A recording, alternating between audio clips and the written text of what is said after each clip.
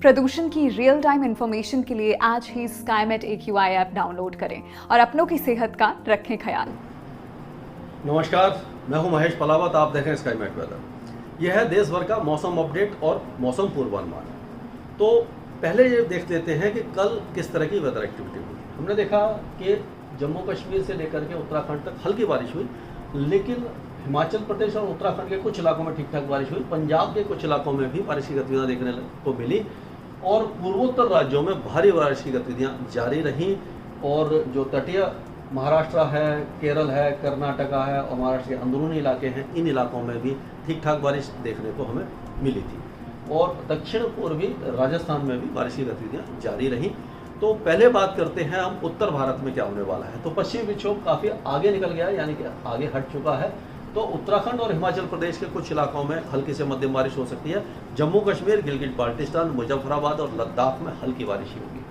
पंजाब और हरियाणा के कुछ इलाकों में आज छुटपुट बारिश के साथ मेघ गर्जना या हल्की आंधी आने की संभावना है। उसी तरह जो राजस्थान के उत्तरी जिले हैं, श्रीगंगानगर, हनुमानगढ़, चुरू, बीकानेर, इन इलाकों में कुछ वेदर एक्टिविटी हो सकती है। बहुत ज़्यादा भारी बारिश की संभावना नज़र नहीं आ रही है।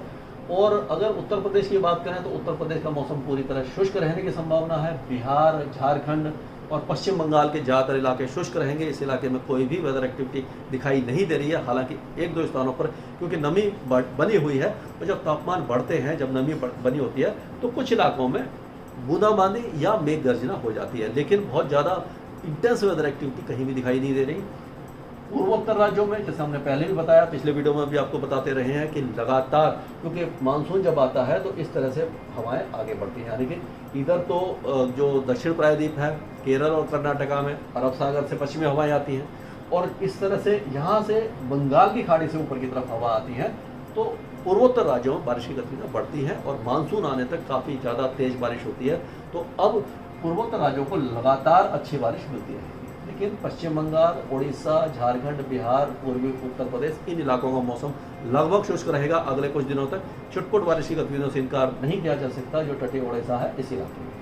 छत्तीसगढ़ के कई इलाकों में हल्की बारिश हो सकती है, यानी कि दुर्ग, राजनांदगांव, रायगढ़, रायपुर और बाकी जो जगदलपुर वगैरह है, इन इलाकों में हल्की बारिश हो सकती है।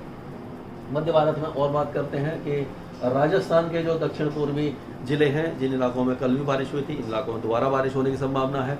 हालांकि भारी बारिश नहीं होगी, मेघ गर्जना होगी और कुछ स्थानों में गरज चमक के साथ हल्की बारिश होगी। और उसी की तर्ज पर ये जो इलाके हैं, यानी कि उज्जैन, रतलाम, धार, खांडवा, खरगोन, इंदौर, भोपाल, शाजापुर, शिवपुरी, इन इलाकों में बारिश की गतिविधियाँ जारी रह सकती हैं। देवास वगैरह में भी बारिश हो सकती है। ठीक ठाक बारिश की उम्मीद है एक दो दिनों के दौरान इस इलाके में।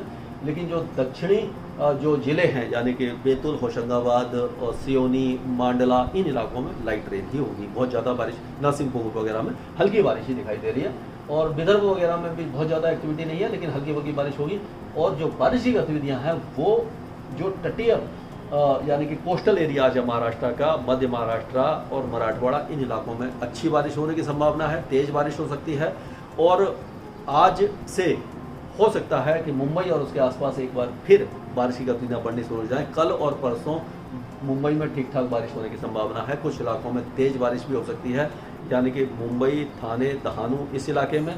और जो गुजरात के पूर्वी जिले हैं, इन इलाकों में अगले 2-3 दिनों के दौरान बारिश जारी रह सकती है। आप देखिए, दक्षिणी राजस्थान से लेकर के महाराष्ट्र तक एक तरफ रेखा आ रही है, एक साइक्लोनिक सर्कुलेशन महाराष्ट्र के तट पर बना हुआ है। तो इन जो वेदर पैरामीटर्स है, इनके प्रभाव से ही बारिश होगी और हवाएं इस तरह से अंदर आएंगी, यानी कि एक तो गुजरात के ऊपर आएंगी, जो नमी वाली हवाएं हैं महाराष्ट्र में भी आएंगी। तो इस इलाके में बारिश अच्छी होने की संभावना है। और मुंबई में अगले 2 दिनों के दौरान हो सकता है कुछ इलाकों में तेज़ बारिश भी हो जाए, और जिससे कि जो गर्मी कुछ बढ़ी हुई है उससे कुछ राहत मिल सकती है। बहुत ज़्यादा राहत नहीं मिलेगी, लेकिन फिर भी जो उमस बरकरार रहेगी, लेकिन बारिश जो है वो थोड़ा सा आपको प्लेजेंट वेदर दिखा सकती है। अब बात करते हैं दक्षिण प्रायद्वीप की। तो एक तरफ रेखा तो गोवा से लेकर के केरल तक आ रही है, एक साउथ ईस्ट जो बे ऑफ बंगाल है, वहाँ एक साइक्लोनिक सर्कुलेशन और वहाँ से कोमरीन एरिया तक तरफ रेखा आ रही है। इसीलिए तमिलनाडु कुछ इलाकों में बारिश होगी। केरल में बारिश की गतिविधियां बढ़ेंगी, लक्षद्वीप में बढ़ेंगी, तटीय कर्नाटका, आंतरिक कर्नाटका, इन सारे इलाकों में बारिश की गतिविधियां बढ़ सकती हैं और मानसून धीरे धीरे आगे की तरफ प्रोग्रेस करेगा और यानी कि नॉर्थ में आगे बढ़ेगा। आंध्र प्रदेश के भी कई इलाकों में अच्छी बारिश है, तेलंगाना में भी बारिश की गतिविधियां बढ़ेंगी, तटीय आंध्र प्रदेश में थोड़ी सी बारिश कम रहेगी।